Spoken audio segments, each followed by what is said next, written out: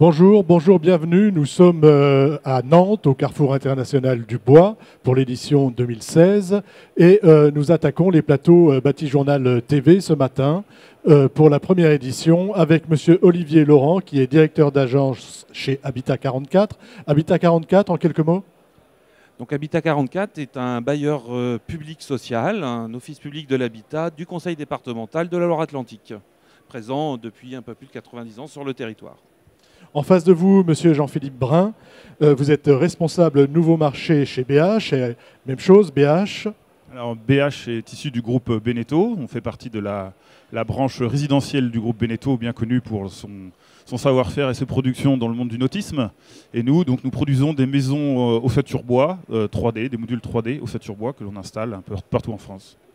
Alors, avec vous, nous allons parler bois, forcément. On va parler bois, usage et logement social. Et la première question, je vais la poser à vous, Monsieur Laurent. Elle est toute bête, elle est un peu bateau, mais ça me semble important. Pourquoi le bois chez Habitat 44? Déjà, ça représente quoi et pourquoi le bois? Alors chez Habitat 44, on a fait depuis quelques années le choix du bois, donc soit du bois de structure, soit du bois d'habillage, et voire du bois décoratif dans certaines parties communes. Ça répond à une qualité de vie que nous avons envie d'amener à nos locataires et de les emmener sur une gestion éco-responsable de leur logement, donc leur montrer que le bois est là et qu'ils sont là aussi pour le respecter.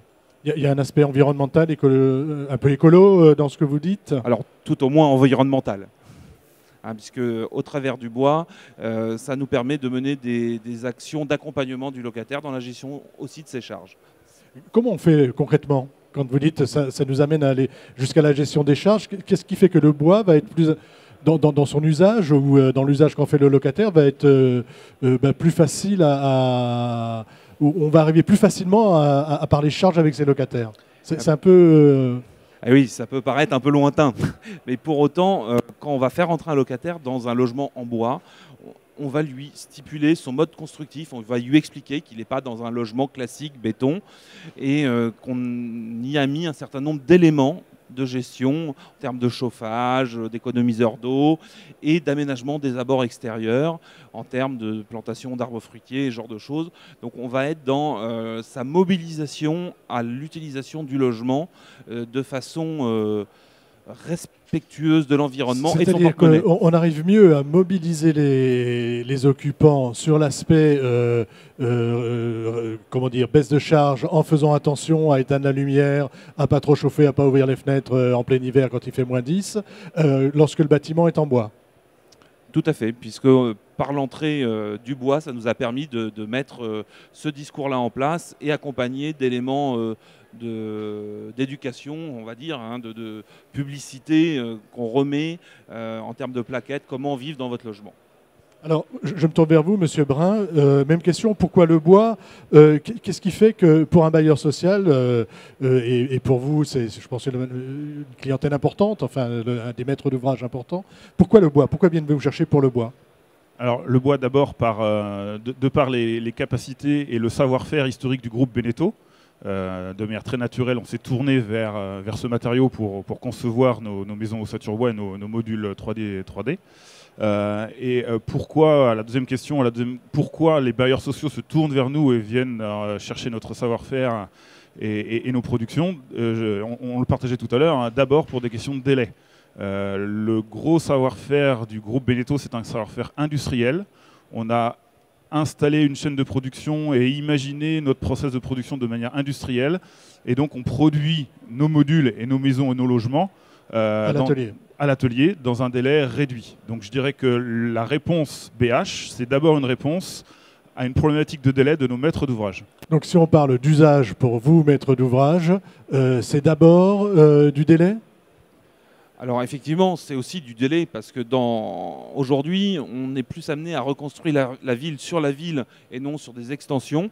Donc ça nous permet, d'avoir des chantiers propres, dans le respect de nos habitants et du voisinage riverain, mais aussi de répondre à la demande et à la commande des élus, qui sont souvent, eux, sur des temps qui sont de mandat et qui ne sont pas forcément tout à fait compatibles avec le temps de construction. Donc ce produit modulaire bois peut répondre à ces problématiques. Par exemple, je sais pas, un des derniers chantiers que vous avez réalisé, je crois que c'est un chantier modulaire, alors avec un autre constructeur. Si on parle de délai, si on parle de temps, est-ce que vous pouvez rapidement nous donner un exemple? Tout à fait, hein, une production de 17 logements sur la commune d'Ancenis en R+3. Ce chantier s'est monté en 7 mois, du premier coup de pioche à l'entrée des locataires. C'est-à-dire à partir du moment où on a fait le terrassement, hein, c'est pas. Donc, comment ça se passe concrètement en termes on va parler de l'usage, hein, le bâtiment a été construit avant ces 7 mois. On avait commencé la construction du bâtiment avant à l'atelier. Ou est-ce que tout ça s'est fait en même temps? Alors, la construction des modules s'est fait en temps caché, hein, et donc pendant les premiers modules ont été bâtis pendant que la phase GC se faisait. Et dès que la phase génie civil a été finie, réseau, enfin tout le triptyque habituel, les premiers modules sont arrivés et voilà, et ça a suivi. Et ensuite, à la fin, sont venus se greffer les parties communes et les balcons. Ah, donc quelque chose d'assez simple, pour vous d'assez simple. Très honnêtement, pour moi, c'était la première expérience bois modulaire, donc il y a un peu plus d'1 an aujourd'hui. Et je n'avais jamais vu un chantier se passer aussi idéalement que celui-là. D'accord. Alors, il y a d'autres critères, je crois, qui font réfléchir aussi les bailleurs sociaux. On en a parlé un petit peu, c'est l'aspect environnemental, l'aspect bâtiment biosourcé. Ça, pareil, c'est des choses que viennent chercher des gens. On a vu qu'il y avait le label BBCA qui a été lancé, donc label bas carbone lancé dernièrement. Est-ce que ça, c'est des choses qui intéressent aussi avec l'usage du bois? Alors, ce sont des critères qui aujourd'hui font partie intégrante des cahiers des charges de consultation que l'on reçoit de nos clients. Le bois permet d'atteindre facilement ces labels et ces certifications. Il y a quelque chose aussi pour nous qui est très important et prépondérant dans la construction et la conception de nos maisons et de nos logements, c'est que nos modules permettent d'atteindre très rapidement et très facilement des performances énergétiques au-delà de la RT 2012 aujourd'hui, je dirais, conventionnelle et réglementaire. On atteint, de par la performance de nos enveloppes, des performances RT 2012 moins 20% de manière assez rapide. Et là, en termes d'usage, on est en train de parler d'usage pour l'utilisateur final. Ça se traduit pour le bailleur social et pour l'utilisateur final par des frais d'utilisation, des frais d'usage extrêmement réduits. Extrêmement réduits. En termes d'entretien, c'est aussi intéressant pour vous? Alors nous, aujourd'hui, en termes d'entretien, effectivement, on n'a pas un recul immense sur les retours de ces bâtiments. Mais bon, voilà, on peut imaginer que nous sommes dans énormément de cas, pour nous, tout au moins, sur des parements de type clin bois, matériaux composites type trespa, voire métallique. Donc on se dit que clairement, on ne va pas avoir de ravalement à faire dans les 15 ans sur ces produits-là. Et en termes d'entretien, on a osé le bois structurel et décoratif dans partie commune. Et là, ça se passe bien, il n'y a pas de dégradation, c'est quelque chose qui est bien accepté et bien vécu. Voilà, donc là on s'attendait effectivement à certaines traces et graffiti possibles, voilà, et les murs qui ont été aujourd'hui laissés en bois brut non traité sont les murs qui sont les plus propres du bâtiment. Personne ne fait de petits cœurs gravés dans le bois. Et non. Dommage. Alors, on a parlé d'usage, hein, de l'intérêt d'utiliser le bois pour vous, bailleur social. Maintenant, vous logez des personnes dans ces bâtiments.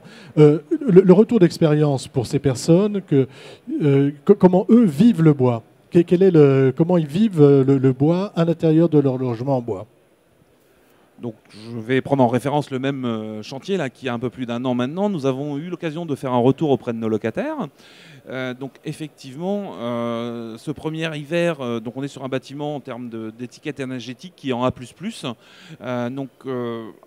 Une consommation, on est sur de la chaudière ventouse, gaz tout à fait classique, une très très très faible consommation. C'est un premier retour. Très faible, vous avez des chiffres. Oui, alors je ne sais pas qu'est-ce que ça représente. Alors après, on va du T2 au T4, donc c'est non, mais sur un T4, par exemple, si vous avez... Sur un T4, on est à toute énergie confondue, eau, électricité, gaz, on est à 75 € de moyenne mensuelle. Donc quelque chose de très bas. Donc forcément très bas, avec également une remontée importante de la part de nos locataires. Alors ça avait été quelque chose qu'on avait effectivement tout à fait décrit dans le cahier des charges, parce que comme vous, on pouvait penser que le bois pouvait amener quelques problèmes de sonorité, ce qu'on a connu. C'est ce qu'on entend en tout cas. Hein, c'est quelque chose qui court sur le bois. Hein, ça c'est récurrent. C'est tout de suite on dit ah oui, mais alors les plans acoustiques. Et, voilà. Et donc en fait, aujourd'hui, force est de constater que les bâtisseurs savent nous gérer le bruit et savent le gérer même excessivement bien.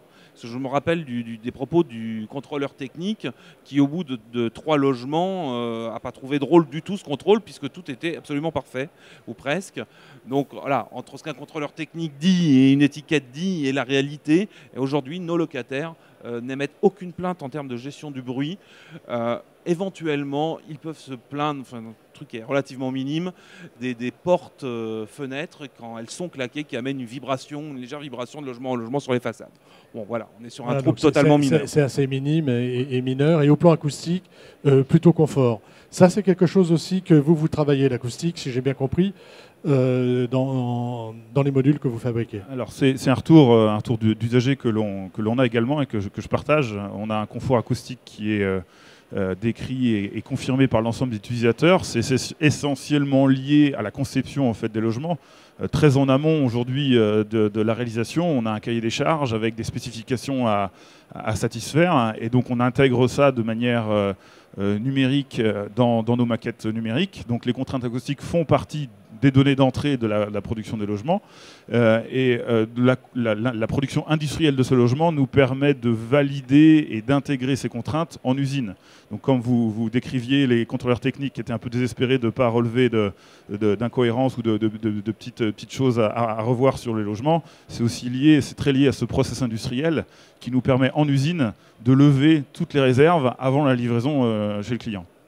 Donc on a 2 aspects, hein, enfin 3 aspects qu'on a relevés déjà en termes d'usage. Donc c'est l'aspect environnemental, l'aspect performance thermique des bâtiments, hein, vous en avez parlé aussi, l'usage en termes d'aspect phonique, l'usage pour le bailleur en termes de facilité de chantier. Je vais vous demander quand même, est-ce qu'il y a des choses à améliorer du coup? Est-ce qu'on peut encore faire mieux? Certainement. Rien n'est parfait. Rien, tout est perfectible dans ce monde. Et s'il y a de la perfection à apporter, c'est où? Alors là, comme ça, tout de suite, je vais avoir juste un peu besoin de recul sur le vieillissement du bâtiment. Ouais. Voilà. Au moins aujourd'hui, ce que je ne touche pas du doigt, c'est les coûts d'entretien finaux réels de demain. Le bâtiment dont vous me parliez tout à l'heure, sur le bois, sur l'usage, hein, il y a aussi l'aspect esthétique. Et les architectes aiment beaucoup le bois qui grise avec le temps. Je sais que parfois les bailleurs moins, les maîtres d'ouvrage publics encore moins. Est-ce que ça, c'est quelque chose que vous avez pris en compte? Alors tout à fait, ça fait partie effectivement de certain nombre de reproches qu'on peut entendre de la part de nos personnes qui nous passent les commandes, hein, donc les élus. Donc par exemple sur le bâtiment à Anceny qu'on peut voir peut-être à l'écran. On verra à l'écran, qu'on voit à l'écran maintenant. Donc nous avons là fait le choix d'un bois lasuré gris d'entrée de jeu, de façon à habituer l'œil du riverain voilà, à cet aspect-là. Et je vois aujourd'hui sur cette même commune, nous avons développé et sommes en train de développer d'autres bâtiments de même type, où là on est revenu en bois naturel, maintenant que la phase est adoptée. Donc là aussi, on fait un choix différent de parement de façade, on va dire, d'habillage, selon l'endroit où on vient implanter et selon les contraintes éventuellement des AC, hein, puisque là aussi, il y a des choses qui pourraient être décrites dans ce domaine-là. Sur cet aspect grisement du matériau bois en façade? Je dirais que c'est d'abord un choix du client final. Donc en fait, on sait tout faire, on sait tout mettre en œuvre. Le bois qui grise... Sur le ressenti? Après, ce sera que mon ressenti personnel, qui n'a pas beaucoup de valeur, si vous voulez. Après, ça dépend d'abord du choix du client, de la volonté du client. On a des clients qui nous demandent ce genre de choses. Et peut-être que culturellement, aujourd'hui, en France, c'est quelque chose qui est mal perçu. Mais on sait aussi faire des bois peints qui vieillissent très bien et des bois teintés masques qui vieillissent très bien. Donc c'est d'abord, je dirais, une volonté et un cahier des charges qui nous est imposé, une demande du client. Alors on arrive au terme de ce petit échange. Je vais vous demander à chacun une petite conclusion sur cet aspect donc bois, usage et logement social. Vous, donc première expérience, Habitat 44, quand même assez pionnier dans ce domaine-là. Aujourd'hui, pour vous, le bois, c'est quoi? C'est naturel? Il n'y a plus d'expérimentation? Ça passe dans la construction Tout à fait. Alors, pour moi, clairement, on n'est pas du tout dans l'aspect laboratoire. Hein. On est dans un mode constructif à part entière de notre production et qui n'est absolument pas remis en cause. Donc, en conclusion, sur l'usage du bois, pour le moment, c'est plutôt positif. Pour le moment, c'est même très positif. C'est même très positif. Modulaire ou 2D? Les deux s'entendent. Chaque chantier a sa situation qui fait qu'on emmène une technique ou l'autre. Et alors, même question, sur une petite conclusion sur ces thématiques d'usage du bois dans le logement social. Donc nous, moi je défends forcément le côté modulaire des choses. Nous, donc on a produit et installé aujourd'hui en France plus de 700 logements sociaux modulaires. Les retours, on est convaincu de notre produit, on est convaincu qu'on arrive à satisfaire une demande du maître d'ouvrage et à répondre rapidement à une demande d'installation des logements sur le territoire. Les performances énergétiques aujourd'hui sont plus à démontrer, ça c'est un point certain. Je dirais que là où on travaille et là où... La marge de progrès, c'est la question que je posais tout à l'heure. Notre marge de progrès, c'est vraiment d'accompagner les maîtres d'ouvrage et les architectes dans l'appréhension de ce qu'est une construction modulaire et comprendre qu'au travers d'un module, on a une liberté architecturale qui nous permet de faire des choses extrêmement variées et pas seulement... je dirais des boîtes empilées comme on peut l'imaginer de prime abord. On a cette liberté architecturale et ça, je dirais, c'est mon travail, c'est notre travail aujourd'hui de transmettre ça. De convaincre là-dessus. Eh bien, écoutez, ce sera le mot de la fin. Messieurs, je vous remercie. Merci et donc à une prochaine fois. Merci. Merci beaucoup.